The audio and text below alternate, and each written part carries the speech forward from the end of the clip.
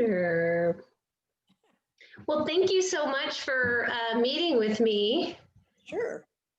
You want to introduce yourself? Yes. I'm Kay Cronholm, and I am a licensed mental health practitioner, and I've done a lot of work with families and teenagers, and I am now working a lot with caregiving and with families who need support with how to take care of someone who is needing extra support and care. That's so wonderful. Well, I appreciated Kelly Morris referring you to me to help us talk through grief as a caregiver. Because one of the, there's like several angles to this that I was hoping that we could cover. One is just caregivers really struggle with a lot of loss in their own lives because when they assume a caregiver role, their world shrinks. And so they have a lot of grief for the life that they used to have. And then, of course, the grief that goes hand in hand with watching your loved one decline. Yes. Which is so hard. And then, of course, after they pass, just trying to rebuild a life. Absolutely. That's so true. Yeah. I am a caregiver, and my husband has dementia. He is frontal temporal lobe, and because his is also vascular, he's declining at a slower rate than some with temporal. But I've spent the last 8 years as a caregiver, in addition to working with others who are caregivers and helping to give them support. And I've been a part of a support group myself. Yes. That meets monthly at St. Vincent de Paul, and that's been very beneficial too. And that's been outside of Grief's Journey. But in Grief's Journey, so many of the people that we work with, and I do an adult support group called Adults Helping Adults, and many of the people that have been a part of that group are also caregivers and or have recently lost to early death their loved ones. Wow. And so I just kind of span a variety of roles in relation to caregiving. One of the things that I've been especially aware of in the last few months is the personal cost to yourself. Yes. My husband has had several crises. He had a hip replacement, and he also had an eye that had to be operated on because he cut the tear duct, and so he's been in the hospital and needing lots of medical care. And what happened in the last, since July, what's happened to our daily life, it feels like constant chaos, like nothing is ever finished before some other factor or crisis comes up in relation to what we're doing, until you feel so depleted. Yeah. Your anxiety level is so high that you lose that sense of yourself and become the person that makes everything happen, regardless of how you're feeling or how you're operating in the crisis. And so I've really had a lot of time in the last 3 months to think about the stresses that I've been under. And there's been a couple times when I have said to my family, I just can't do this anymore. I just can't. And then thinking to myself, but here you are and you will be doing it. And so how can you take care of yourself and renew yourself so that you can keep going? And I've worked with another friend who we taught classes for caregivers, and we did workshop called Solutions, where they could bring their unique situation at home to the group, and we talk about what were the options that they could look at. And so I kind of got back into that format of, all right, Kay, how are you going to look at this and how are you going to change it so that you're not just surviving, but you're thriving, that you are doing the things that help you feel good as a separate person and as a person with your own energy and spirituality and all of that. How do you encourage yourself? And of course, a lot of the support comes from talking with other caregivers or friends who know what you deal with on a daily basis. And so that's a vital part of reaching out and saying, I just need to talk today because I'm really struggling. Mhm. And I have a group of friends that respond and are very supportive. And so I'm very lucky that way, but I've had to work at, connecting that group of people and we're there for each other.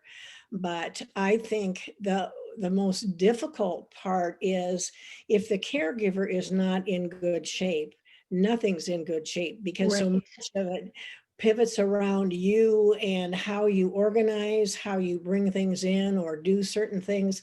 And if you're off kilter with that, it just does not go well and wears you out even more. So I think self-care is number one.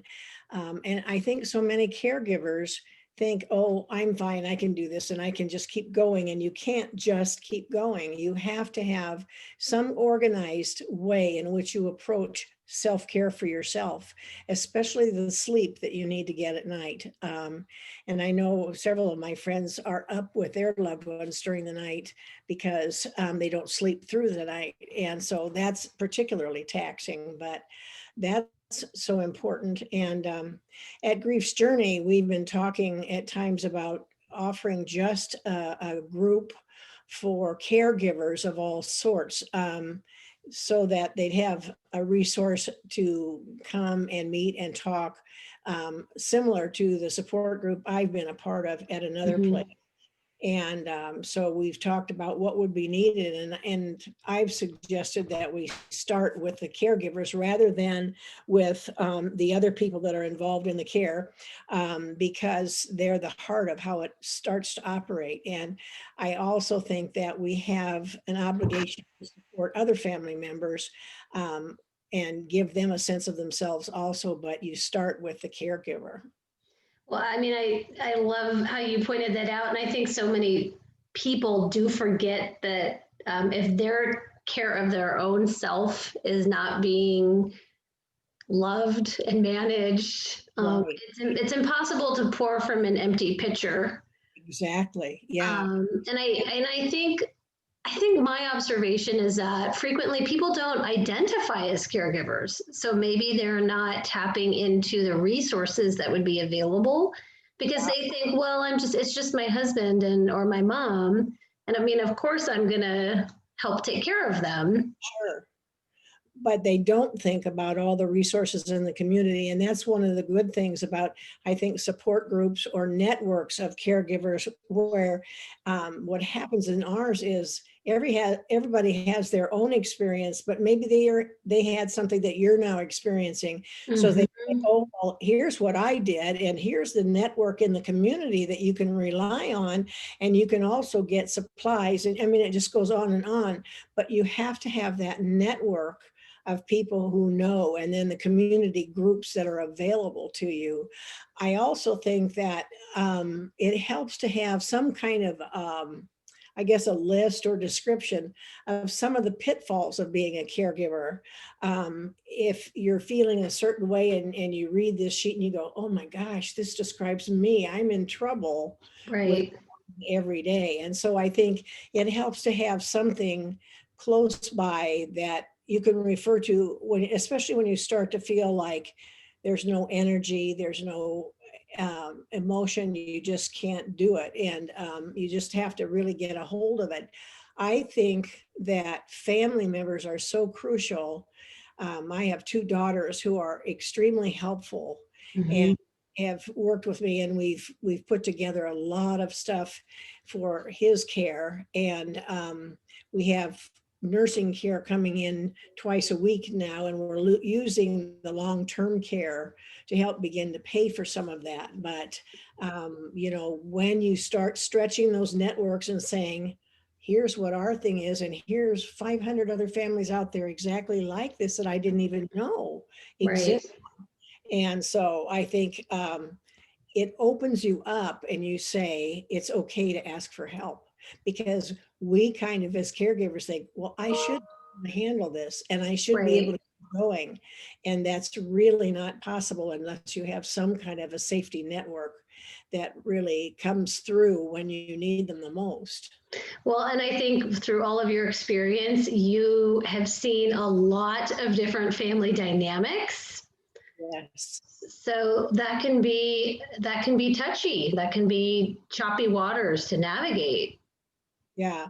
Well, and we've worked a lot at Grief's Journey with the family members, children in particular, that we've met with in small groups and talked to them about their being caregivers and what that means for them. Like, how has your life changed and what Right. jobs do you have to do? And Right. so when you're educating the family and what they're doing, it makes such a difference because you get more of a team spirit.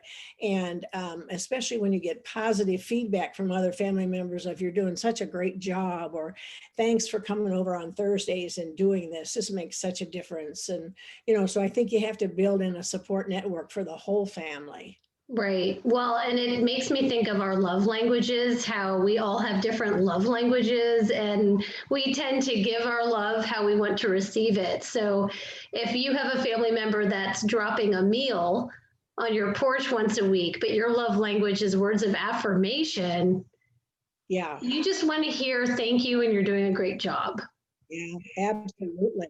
It matters so much. And um, there are times when my husband says, thanks for doing this, or I know you after that. And he's still very much aware. His processing is somewhat complicated, but he's able to recognize times when I've gone out of my way or he needed something and I went to get it and came right back. And so he has an appreciation from time to time that makes me feel better too. I know that he is that. So, and some don't have that benefit from the person that's ill, but it really does help when they say thanks a lot. So yeah.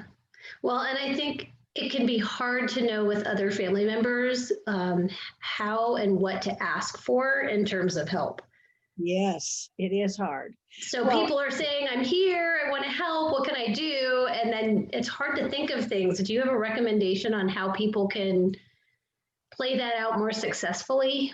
well, I think first you have to work through the feeling of it's really okay to ask. As our message to ourselves is, I have to take care of this. I shouldn't have to depend on anybody. This is my job, and it's our job. It's not my job. And so I think that for me, reaching out and asking my daughters for help was extremely difficult because I didn't think they got it. I didn't think they felt like they really saw what I was going through. But we developed a texting circle. And so each day I kind of describe some of the things from the day and things I might need. And yesterday my daughter called and she said, I'm at the store and I'm going to pick up a chicken. Do you need a chicken? And I thought, oh, great. That had really helped supper.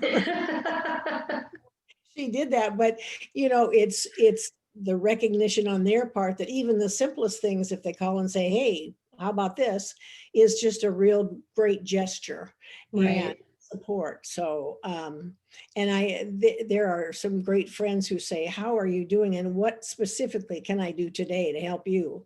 And it's hard to say, I'd like you to come over and fold all my clothes. Right, yeah, awkward.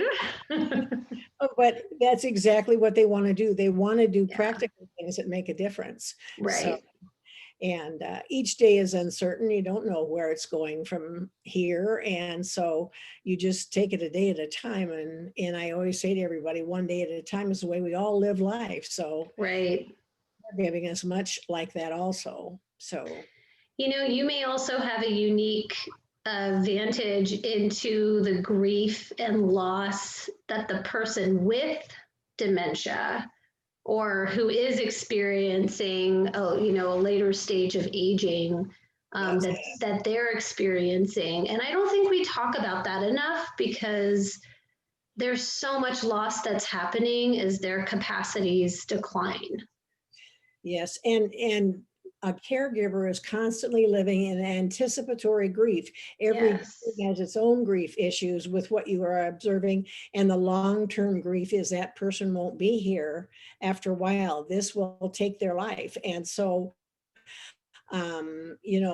it's the anticipatory grief is what people are become fascinated with. We talk about it quite a bit in our support groups, in that many times life experiences are built around anticipatory grief. And if you're not sure what that is, and you talk about, well, every day you're looking at today and you're looking at the future at the same time and saying, what's going to happen and what am I going to have to do? And, how long will they live? And so I think anticipatory grief has been one of the newer concepts that we've taught to people about grieving anyway, but helping them see that there are ways to cope with that and things that you can do to feel better about it, because it's just a daily fact. Right. Well, and it was hard because my mother-in-law has dementia and she is currently in senior living because it just wasn't working to have her at home anymore. And it was just really hard when she first had the diagnosis to watch her experience as she realized that she wasn't tracking conversations as well, or, she was just missing out on some of the things that she used to really enjoy in life. Yeah. And that's really hurtful to them because, and my husband was saying he has a severe hearing loss. It's about 45% permanent hearing loss. And so he misses a lot of conversation anyway. Right. He'll say, after we've been together with people, and he'll hear part of the conversation and he'll say, can you tell me what we talked about? I missed so much of it. And I just want to know what was going on. And that's a special kind of sadness, because you think if he'd been able to join in as we were talking about it, how much more fun that would have been for him and for us. But there's so much that they do miss out on. And excuse me. Yeah. Come on, puppy. Come on. Let's just get you out of the room. I didn't even think about you being in here. Holy moly. Motivated. That dog's telling you about it. Well, and that's another person in our family who's a wonderful gift for my husband and me too, because she's a very loving dog. So she sits in our laps and loves us up, and it really helps. So good. That's so good. So I actually did a conversation with caregivers episode with Janie York, who has a company called Hear Now, and she's a mobile hearing solution. So she helps people with hearing aids. And we had a really in-depth conversation about ways that can improve communication, dementia or not, just when someone has a hearing loss. So that was a great conversation as well. Well, and it's so crucial to the quality of life every day. If you don't know what's going on and you just feel like an extra piece sitting around, it's very deflating and depressing. So he does that. Do you think you can pre-grieve? So if you feel like you're in this anticipatory grief, like I can't imagine that helps ease the pain later. I think it's important to sort of take an assessment of the things you've lost so far so you can stay with it. We do go back, and Raj and I even talk about things that he used to be able to do, or things, we'd like to be able to go to Colorado, but to do that, we'd have to take people with us and services with us to be able to do even a few days. And so you begin to see all the things that you used to do so easily. And I do think you have to grieve those things, but I think that's just part of the aging process too, of you can't do what you used to do, even if you wanted to. But I do think that thinking about the losses you've had so far would be important to sort of put it in perspective, that there'll be more losses, but you've already endured and processed other losses. And so it's probably just a good mental exercise, and maybe even talking as a family about how much we weren't able to do. And of course, right now with the COVID, why Hmm. it's narrowed the ability to do a lot of things that you might do with someone who has a caregiver, because of the situation with the disease. But Right. anyway, but I think that at least when we've been working with anticipatory grief, we've asked people to go back and look at pictures of their life with that loved one before, and sort of reminisce, and then it does kind of give you a balance of, well, here's where we are today, but it's okay in its own way too, because we're still doing these things and we still have these times. So it's not just a total loss, like I quit, I can't do anything. But I do think it's a process that takes time and needs to be done. Why do you think we don't want to talk about grief? Well, because most of our whole society is all focused on life and love and living wild and, Hmm. um, aliveness. So I don't think a lot of people in their earlier years give much thought to how life could and does change. Yeah. And so I think because the emphasis so much is life, we just don't want to face it. We don't want to think about it. Things are good and I want it to stay that way. And so we're in denial of the reality of every day. Right. But I think that well, at least as our kids grew up and went on to college and things like that, you had a process to go through anyway as they're moving on into their own lives. And so if you can look at it that way, that we're processing along, and life will be different, and talk with a family about this. And our grandkids are wonderful with Raj, and so they came over. He needed to sell his cars because he can't drive anymore, and he had a little sports car, and then he had a nice Buick, and so the two grandsons, on Thanksgiving, we were online with them, and they said, "Grandpa, our project for December is to help you sell your two cars because we know they have to go, and we just want to help you do that. So here's what we're going to use to find out the right prices and help you get those sold, because it's just such a reminder of not being able to drive, and you Hmm. could probably get money from those vehicles." Right. Yeah. But I thought, what a tremendous thing. They recognized the changes in life and how they could step in and be an important part of that too, to make it go along. And I thought that was a lot of insight. They're both in their 20s. And I thought that was very insightful on their part to say, hey, here's something we can do for him. Right. And it's been really good. That's really great. What good kids. Yeah, absolutely. I And feel and like they're, we need more rites of passage as we yes, age, because I feel like there's so many celebratory rites of passage right. and as we're young through middle age, but then from middle age on, there's just fewer and fewer. Well, and I can remember being 50 and thinking to myself, oh my gosh, I've changed so much and it's getting worse and all this. And I Yeah. was 50 years old, and it was like, okay, get over yourself and, just kind of move along here. It's Yeah. okay. Yeah. No, I've noticed this. I'm sorry, go ahead. Well, I think every stage has changes physically and lifestyle and everything. And if we just look at as a continuing process, then it's not so frightening when you get further along, like when we were in our 60s, why it was really scary to us because we'd been playing tennis and volleyball and all this stuff for so long. And I quit at 55, and he's still trying a little bit with pickleball. And, I say more power to you, but it's just hard to accept the changes that come along because you just think you're going to keep going forever. Right. Yeah. Well, and I know, I think I love what you said about just taking a moment to observe and acknowledge. So if there's something that is just not working for you anymore, to have some time to grieve it, to celebrate that you were able to do it, and then grieve it.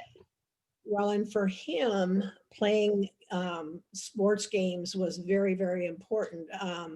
Very much a part of his ego of I'm young and strong, I can do all this stuff. And as he watched himself decline and fall or have accidents or whatever while he was doing sports, it was very depressing for him. And I said, why would you, we had quite a few talks about why would you expect your body to go on being able to do what it could do 20 years ago? That's not even realistic or even close, but we could. And we were still playing sand volleyball. And I said we could play on regular ground instead of sand where we could. So we made adjustments with some of the stuff, and he went on to play pickleball. I haven't played pickleball, but he absolutely loves it. But he's now realized that he's done with that. And so he's not going to be able to play pickleball anymore. He's had some falls. And so I think that now he can talk about it and recognize it in a different way than he could even a month ago. Yeah. Just realizing it's different now. Yeah. Pickleball's been sweeping the nation. And he's watching his team. Now they're going to a shopping mall where they're not using one of the stores, and they're going to convert it to a wall or to a pickleball court inside that store, so that store is being used. Oh, how fun. Is that here in Omaha? But yeah, very clever. And I thought, wow, there's innovative things you could do. And that's what his whole group talked about. Like I said, well, we want to play. So where could we play? Because there's not many facilities for that. Right. And they come up with, and that's what they're working on now. But it gives you a sense of being alive and well and being able to plan and help others go on with what you've been doing. So, right. But it is hard. Well, if you have so much experience as a caregiver, and then of course helping families navigate this as well, do you have any just words of wisdom for people that are on this journey or who are considering taking care of a loved one? That's a good question. It's pretty broad. I think that one of the things that has helped me a lot is doing meditation. I've taken time every day to be quiet and just reflect. And there's a peace that comes with getting quiet and saying the universe unfolds exactly as it should. And so giving myself a little bit of peace of I'm not in control of everything. So my meditation really helps me just feel a part of things and know that I'm okay right now. I'm not who I used to be. I'm not who I will be, but I'm okay right now. And I'm going to have a good day. And I just start that each day. But I think even just calling it quiet time, some people are suspicious of meditation or whatever. Yeah.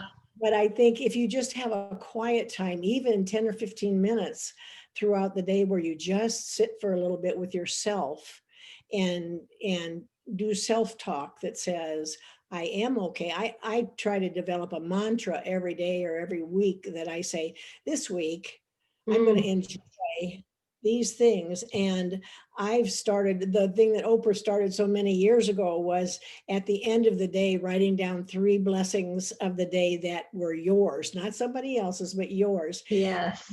It's amazing how much that encourages you every day then to say, it really is okay. It is what it is. And so I think time with self again, and self-care is so critical.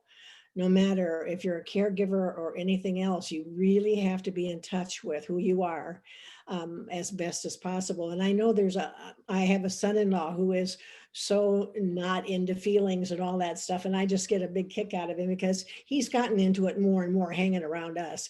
But I think that the more, and I think maybe this time with that, the disease, the COVID has made all of us slow down, and it's been a good slowdown because I think we've looked at things differently than we ever have before, and thinking slower actually could be good I think. and Mhm. is good. And so I think this time is teaching us some of that. But I think a caregiver has to say, I am going to make it, and it's going to be a good journey. My path will be okay. It'll be rough at times, but I'm going to make it. And I think you have to tell yourself that so that you can continue forward. I tell people in our groups, I said, when you have a loved one die, you don't go on, you go forward. Mm, And there's a huge difference in that. And when you go forward, you take everything you've had all these years and you bring it with you and the love of that person. And there you are all together, and you're going to go forward into something where that person's not going to be there, but they're still there. They're in your heart, your mind, and in your life before. And so, you're going forward, you're creating life today. And I just think you have to tell people that really is what it is. And you're okay. You're right. going to make it. So, Well, I really appreciate that. And I think to your point about the gratitude, I think a lot of times caregivers don't just take a moment to give themselves credit yes. of what they did that day or how well they managed to navigate something or survive an episode or an incident. And so that can be part of the self-care practice. Just at the end of the day, that's something. I'm a personal coach, and I've worked with caregivers, and just giving yourself credit at the end of the day for what you did accomplish. And even if that is, I moved the laundry from the washer to the dryer, right? I have one of those baskets right there now. It can be a really little thing, but just giving Yeah. yourself credit is so important. Yeah, So, it really is. So I think just knowing that it doesn't have to be a big, exciting thing. Raj was not using his CPAP machine, and you could tell he was not getting enough oxygen in his head. And I said to him, I liked it so much better when your head was clearer and we could have better conversations. And he put his CPAP machine out that night and began using it again. And it's been much better. He's just been so much more alert. And so I said, look what I did by just giving him some information. And right. so I used that one for sure that day. So, but it's just been a pleasure to talk to you and It's been about it. really, yeah, lovely. I appreciate your time. I want to catch up with you on something else really quickly, if that's okay. But I'm going to stop recording for now. All right.